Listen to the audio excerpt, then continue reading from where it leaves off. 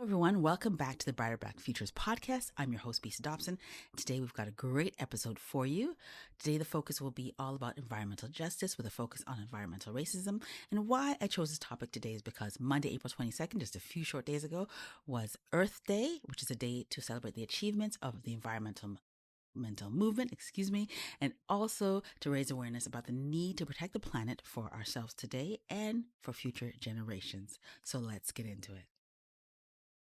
Now it's time for the upliftment segment of the show where I share a quote that really inspires me and ties in well with the theme of today's show. And the quote I'm going to take is from Lisa P. Jackson, who was the first African American woman to be the administrator of the Environmental Protection Agency in 2009. And the quote is, I'm going to read so I don't mess it up. Here it is. It's time to be clear about this misconception that environmental issues are incompatible with civil rights issues. The truth is that environmental issues are civil rights issues. That is a beautiful quote, so much so I need to say it again. It's time to be clear about this misconception that environmental issues are incompatible with civil rights issues. The truth is that environmental issues are civil rights issues. And this quote ties in so well with what I'm going to discuss today, which I said at the top, environmental racism and how that impacts so many people who are marginalized and left out of the conversation about environmental protection and what happens in the environments they live in. And I think it's a really important thing to discuss that is not discussed often enough. So here I am on the show getting it done and sharing it with all of you. So there it is. That's the quote this week. I think it's beautiful. It ties in well, and definitely gives food for thought, because I don't think people often link, as she says, environmental issues with civil rights issues, but they are indeed connected, as you will soon see from the stories I share later on. Thank you. So now it's time for the Black History Moment, and I am going to shine a bright spotlight on some great Black environmentalists that you need to know. But there are a lot of people who could be added to this list, so I wanted to highlight some OGs, some people who've been in the game for a long time, and also, before I get into that, talk about some new activists, some young people who are doing some great work that you can check out, because I don't have time to share about them here, which is so not cool. But here is a list of people that I picked that you can check out in different parts of the world. So first up is Vanessa Nakate of Uganda, and then Livia Pinasso of Brazil, I think, is doing some great work.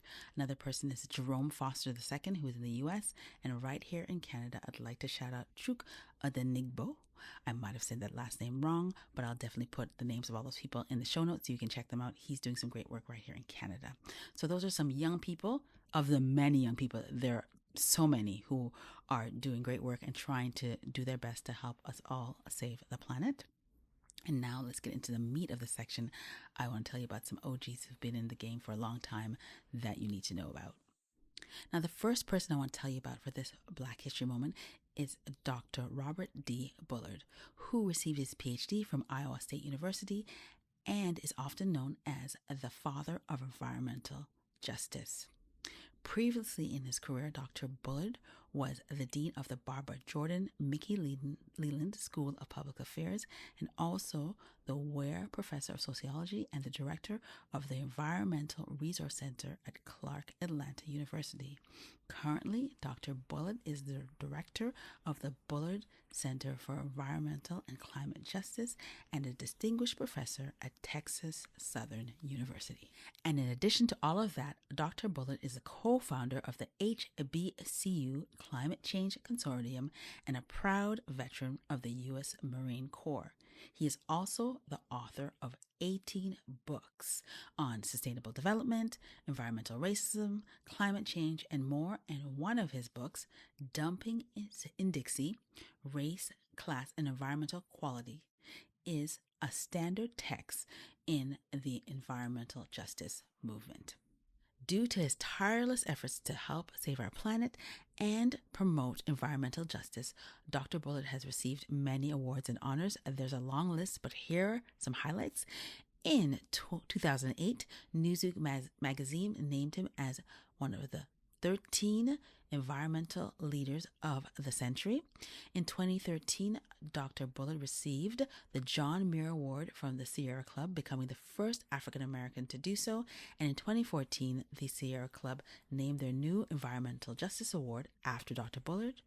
And in 2020, the United Nations Environmental Program, UNEP, awarded him their highest honor, their highest environmental honor, let me be clear, the United Nations Earth Lifetime Award. Dr. Bullard continues to do great work in this area, and if you don't already know about him, you should look him up and check out his books.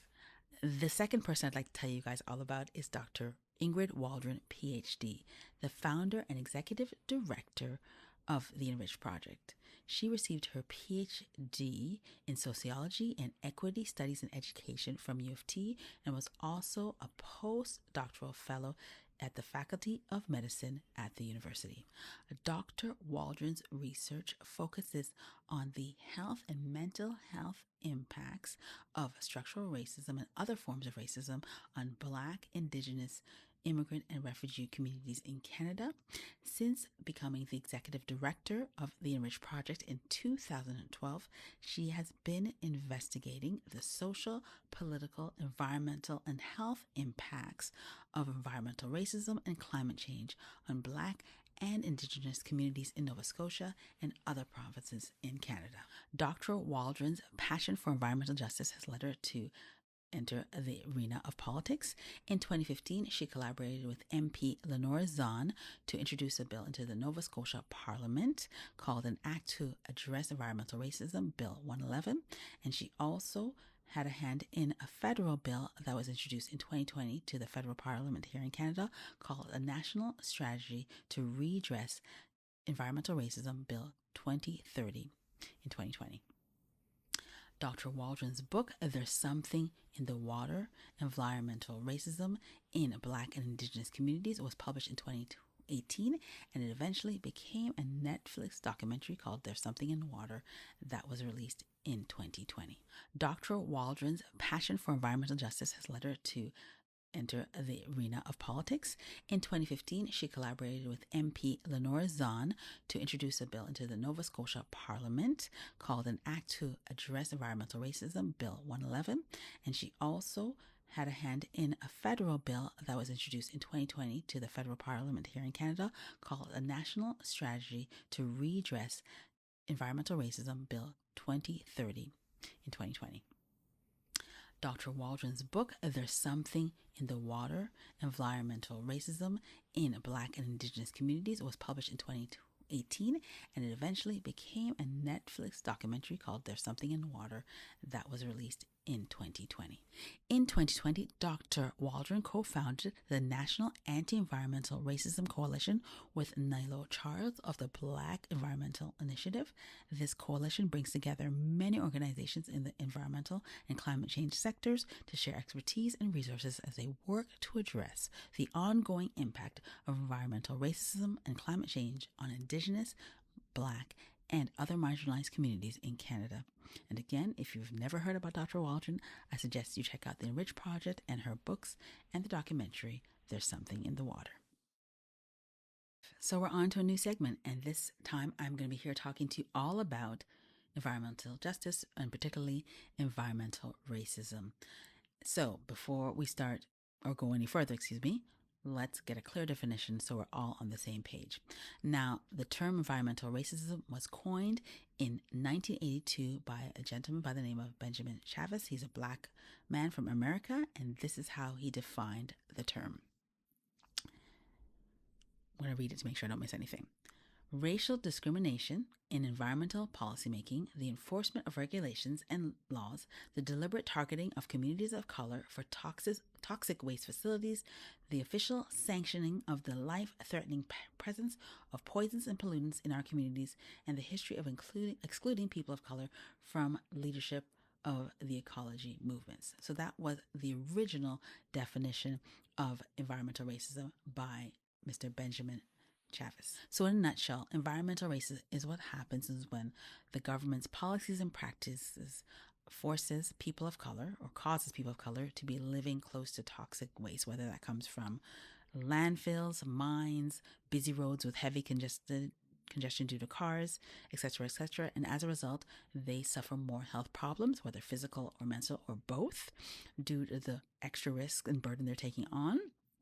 And also, marginalized communities tend to face the effects of climate change sooner and more acutely than communities that are white who live in areas that are not similarly affected. To give you some stats that prove that point, in a 2018 study by the Environmental Protection Agency, they found that people of color, so people of color from all walks of life, were 28% more likely to be living in an environment with pollution due to particular matter like soot than their white counterparts. And for members of the Black community in the US, it was 54%.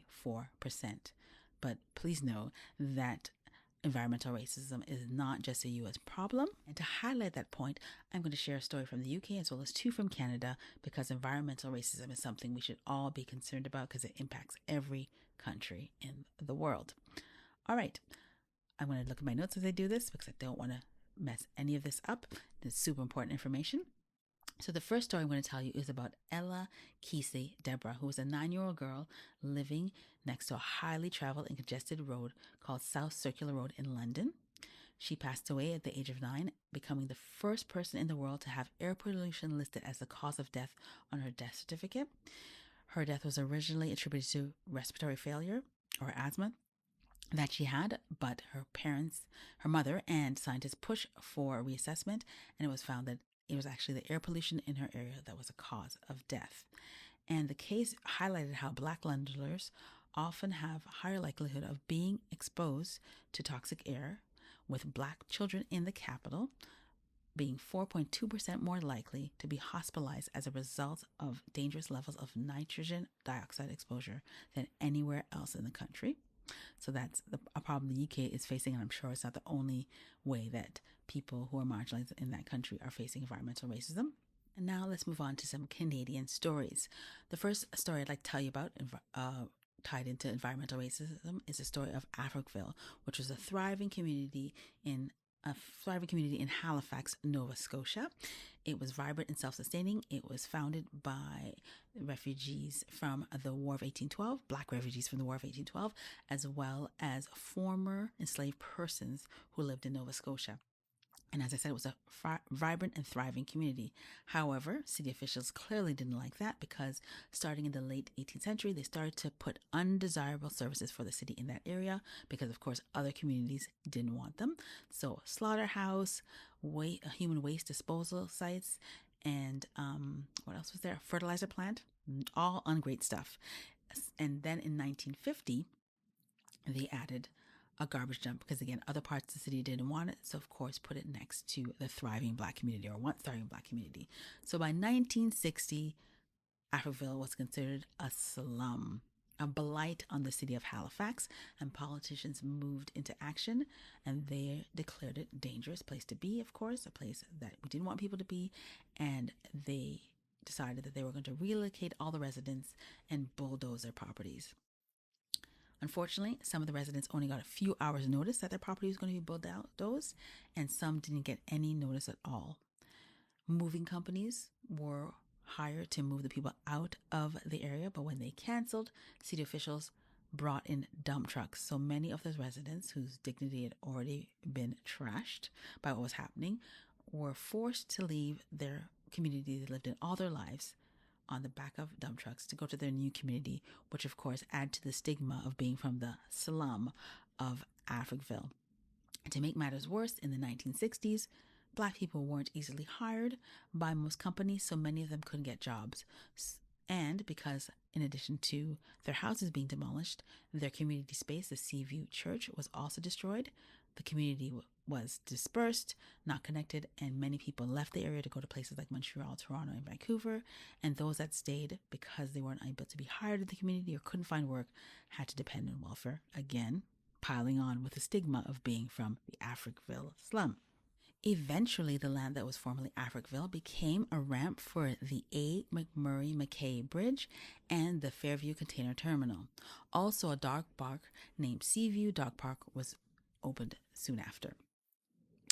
Fortunately and thankfully, by the 1990s, attitudes about what had happened at Africville changed. And in 1996, Africville was declared a National Historic Site. And in 2010, during Black History Month, the mayor of the city announced that a commemorative church museum would be opened in the site and apologized for what had happened to the residents of Africville in the 1960s. The church museum opened in 2012, and to this day, former residents of Africville hold reunions on the site. And there you have it, the story of Africville, a story that is tied to environmental injustice and racism in lots of ways, as you heard throughout the story. And now I'd like to tell you all about Chemical Valley. And this story involves Indigenous people. And some of you may be thinking, hey, this is a show about Black people. What are you doing? Well, I think that the plight, the lives of Indigenous people in Canada and Black people in Canada are very much linked.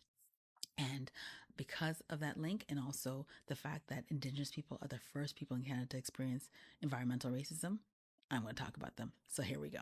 So Chemical Valley is an area close to Sarnia, which is in southeastern Ontario. It is home to 40% of the chemical industry in Canada. And in 2016, it was found to be responsible for 10% of the pollution in the entire province. Now, those of you who don't know, Ontario is a large province in Canada. It is massive. And for one area to be developing 10% of the pollution is crazy. So you can imagine for the people living close to that area, it's not a good time.